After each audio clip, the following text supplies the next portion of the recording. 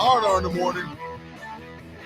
Dallas Cowboys football. San Antonio Sports Star is your home for Dallas Cowboys football. The Cowboys take on the defending Super Bowl champion Los Angeles Rams this Sunday. Kickoff is set for 3:25, but it all starts at 2:30 with the pregame. Right here on your home for the Dallas Cowboys. Dallas Cowboys football is brought to you by AA Best Bail Bonds, Ewald Kubota, and the office of Jesse Hernandez, the Texas Chancla. And speaking of the boys, right now we're joined by RJ Ochoa of Blogging the Boys with the is that the pink Cowboys? Is that the October pink breast cancer awareness Dallas Cowboys shirt you got on, my man? It's great to be with you, Rudy. It wasn't designed for that reason. It's obviously something that definitely works for this month. It's definitely a cause that's worth rallying around. But yeah, I've been told it makes my eyes pop. That's if I'm being honest. You look good. I wore it today. You look good. I don't show up, 50% for R&R in the morning. You know what I mean? Like this is, you can't see, but I've got suede shoes on underneath. No Crocs. It's Croctober also. You don't have on the Crocs? I do own 2 pairs of Crocs. I'm at the point in life where I have a pair of Crocs that I permanently leave outside, so that if I go out there, they're just right there ready. But you got the socks on, right? Oh yeah, you can't go sockless because then it gets hot and sweaty. Okay, and cool. Like gross. All right, cool. Just making sure. This thumb thing won't go away, RJ. He's not even practicing. Now, I said I don't want him coming back against Philly. Obviously, he's not going to play against the Rams.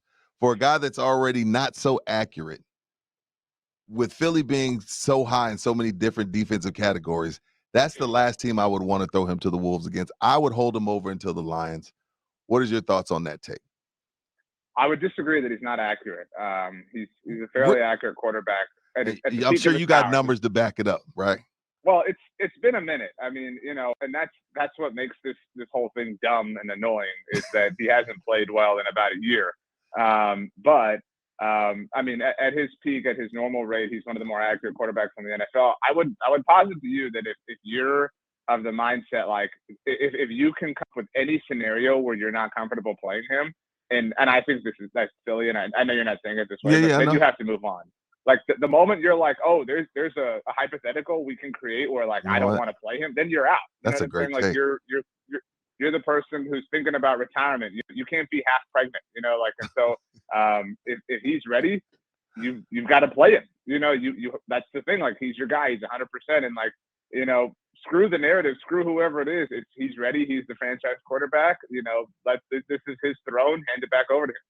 What percentage credit are you giving Cooper Rush for these 3 wins?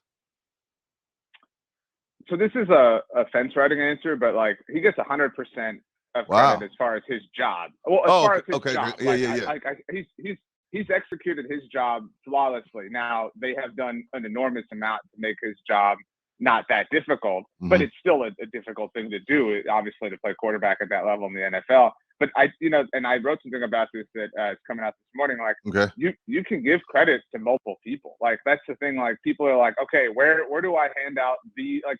We live in a world, and I don't mean to be the like. No, you're right. It's a great, yeah. But we live in a world where it's like it has to be one or the other. Like it's one absolute or the other, and multiple things can be true. It can be true that Cooper Rush is executing his job at a flawless degree, a limited job. It could be true that Dan Quinn is orchestrating an amazing defense. It could be true that Kellen Moore has grown up a little bit and deserves his flowers as well. And it could be true that Mike McCarthy, who you guys do every week, is managing it all. And that's the one dude who nobody wants to give any credit to. People think he's just this guy hanging out along for the ride. I mean, he is 8-7 in games without Dak Prescott. 8-7 in his Cowboys career. That is amazing. That is impossible. His predecessor failed at that kind of challenge over and over and over again. This is the dude who, you and I wouldn't find ourselves in an alley in trouble, but if we did, this is the guy who we'd want at our back. Damn, 8-7 without him. Just this stint alone, if he comes out of this 4-1, is that enough to say, all right, you're good for next year? Or is it still, or just in the world we live in is a dog-eat-dog world? Like even with that performance, let's say you go 4-1 without Dak, but you don't get to the NFC Championship game? Is 4-1 enough to secure his job? A lot of it depends on the context of like, how does the season end, right? Like, do they whimper out? Do they miss the playoffs? Do they lose in the wild card round off of a crazy call?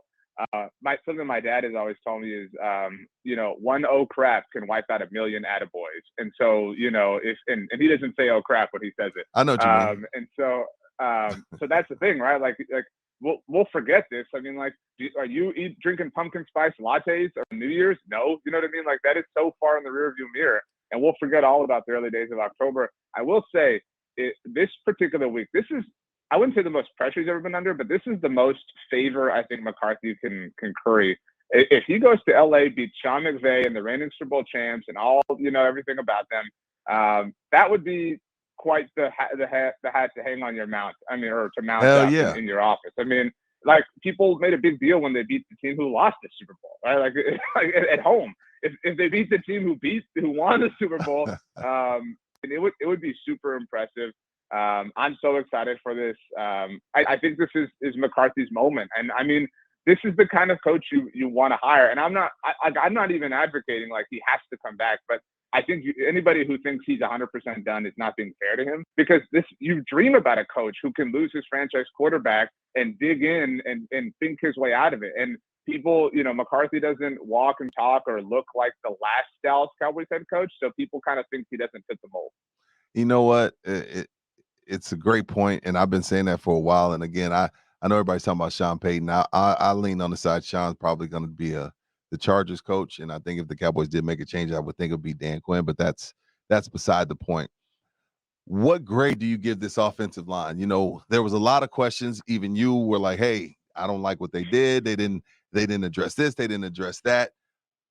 Now that we've had a few weeks, we were a quarter way through. Now that we're a quarter way through, what would you give them as grade offensive line? I mean, because we all feel the defense is good. They're doing their thing. They're one of the better defenses in the league. That side of the ball is fine. But offensive line wise, what grade would you give them thus far?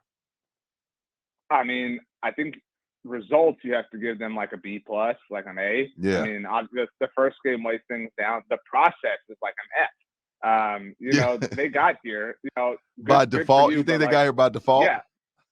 They were heading north, and somebody was like, okay, you guys need to head east. And instead of turning right, they took 3 lefts. And, they got here, good for them.